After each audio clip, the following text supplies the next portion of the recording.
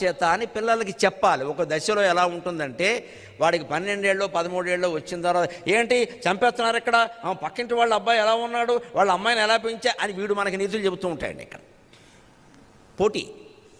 అప్పుడు వాడికి చెప్పవలసిన మాట ఏమిటో పక్కి అప్పల నరసింహం గారు పద్యంలో చెబుతున్నాడు. నాయన నీకెందుకు నేను హితబోధ చేస్తున్నాను, తండ్రినే ఉండి తల్లినే ఉండి అంటే, తనయుడు చెడుగయ్యుండిన జనకుడు తప్పనెడు మాట సత్యము ఎరుగు. తనయుడు చెడుగయ్యుండిన జనకుని తప్పనెడు మాట సత్యము ఎరుగు. కావునని జననీ జనకులకు అపఖ్యాతియగు రీతి కొనకు కుమారా. కావునని జననీ జనకులకును అపఖ్యాతియగు రీతి కొనకు కుమారా. ఒరే అబ్బాయి, నీకు 12 ఏళ్ళురా, 13 ఏళ్ళురా, 16 ఏళ్ళురా, నేను నీకు ఎందుకు చెబుతున్నానంటే తనయుడు చెడుగయ్యుండిన జనకుని తప్పన్న మాట సత్యము ఎరుగు. పిల్లాడు చెడిపోతే ఎవరిని అంటారండి? ఊళ్ళో వాళ్ళు తండ్రిని అంటారండి ఖచ్చితంగా. పెంపకం చేత కాదు, అదవ పెంపకం వీడంటారు ఇక్కడ ఖచ్చితంగా. ఇప్పటికీ ఉందండి ఆ మాట. అదే 30 ఏళ్ళలో 40 ఏళ్ళలో వచ్చాక చెడిపోతే అప్పుడేమంటారు? ఏం చేస్తారమ్మా, ఇంకా 30 ఏళ్ళు వచ్చినా కాపలా కాస్తూ కూర్చుంటారా? పిల్లలకి అన్నాం కానీ వాళ్ళ తలరాతనకి అన్నామా, అప్పుడు వేరే సామెత.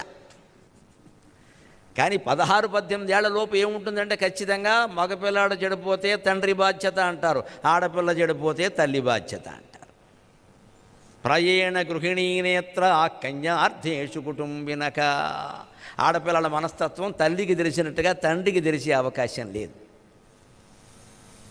తండ్రి దగ్గర వీళ్ళు చేరి 16 ఏళ్ళ అమ్మాయి డాడీ డాడీ డాడీ అనగానే ఈయన 10,000 ఇచ్చేస్తాడు. ఈయన ఆ 10,000 ఎక్కడికి వెళ్ళిపోతాయి అందరికీ తెలుసు. అదే తల్లి అయితే అడగగానే ఇచ్చేస్తారేంటి, చూసుకోద్దా అంటుంది. ఎందుకంటే ఆడపిల్ల, ఆవిడ ఆడది తెలుసు. ఎందుకు దానికి 16 ఏళ్ళ దానికి 10,000 తినకండి. నిన్నగాక మొన్న పత్రికల్లో మీరు చూసుంటారమ్మా, 16 లక్షలు వెళ్ళిపోయినాయి ఇంటర్మీడియట్ ఫస్ట్ ఇయర్ అమ్మాయి అకౌంట్ నుంచి. ఎందుకంటే తండ్రి గారు బ్యాంక్ ఖాతా ఇచ్చేసాడు, ఈయనకి ఫోన్ ఇచ్చాడు. ఫోన్ అడిగింది, తన ఫోన్ ఇచ్చాట. ఆ ఫోన్లో ఆయన పేటీఎం ఫోన్పే ఉంది, అందులో ఉన్నాయి, శుభ్రంగా వాడేసింది. అటువంటి ఫోన్ పిల్లలకి ఇచ్చుకుంటారా? జరుగుతున్నదే ఇప్పుడు పెద్ద గొడవ. 16 లక్షలు చివరికి మళ్ళీ ఆ డబ్బులు మళ్ళీ రాబట్టాలి కాబట్టి కిడ్నీ అమ్ముకుందుకు సిద్ధపడతారు. ఎంత విచిత్రం, ఎంత విచిత్రం. 16 ఏళ్ల వాళ్ళకి ఈ ఆలోచనలు ఎలా వస్తున్నాయి? కుమార శతకం పాఠ్యాంశంగా లేకపోవడం వల్ల విద్యా వ్యవస్థలో మళ్ళీ శతకాలు పాఠ్యాంశాలు కావాలి. అప్పుడే యువతరం బాగుంటారు ఖచ్చితంగా. మనం దానికోసం ప్రయత్నం చేయాలి, ఉద్యమం చేయాలి, ఊరేగింపు చేయాలి అవసరమైతే.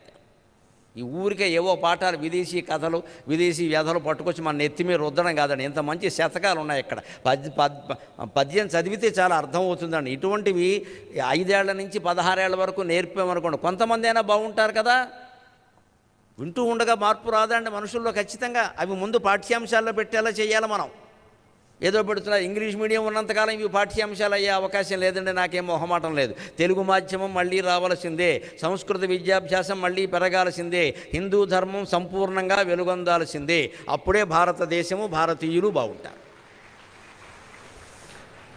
రాదు అని మీరు అనుకోవద్దు దయచేసి. కాలం ఎప్పుడూ చక్రం లాంటిది. కాలం చక్రం నిచ్చెన కాదు. అజ్ఞానంలో ఉండద్దు. కాలం చక్రం.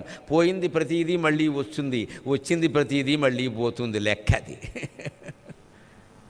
ఇదివరకు తెలుగు సంస్కృతాలు మాత్రమే చదువుకుని ఈ దేశంలో